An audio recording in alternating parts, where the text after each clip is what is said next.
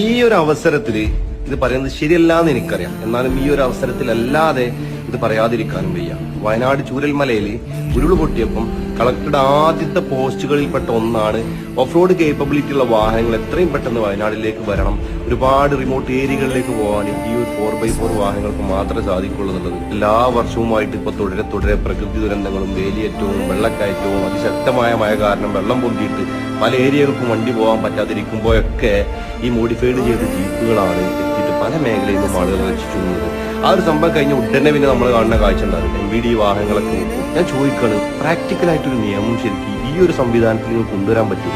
ഞാൻ പല രാജ്യത്തും കണ്ടിട്ടുണ്ട് ഇത്തരം സംവിധാനങ്ങളൊക്കെ നിയമത്തിന്റെ പരിധിയിൽ പെടുത്തിക്കൊണ്ട് തന്നെ അവിടുത്തെ മോട്ടോർ വെഹിക്കിൾ ഡിപ്പാർട്ട്മെന്റ് പല സംഭവങ്ങളും കൊണ്ടുവരുന്നു. ഈ മുന്നിലൊരു വിഞ്ച് വെച്ചുകൊണ്ടോ അല്ലെങ്കിൽ വണ്ടിയിൽ സ്നോർക്കൽ വെച്ചോണ്ടോ ഒരു അപകടം വരാൻ പോകണമെങ്കിൽ 100% ബോധ്യം എനിക്കും ഇത് കേൾക്കുന്ന നിങ്ങൾക്കും ഈ നിയമങ്ങളൊക്കെ കൊണ്ടുവരുന്ന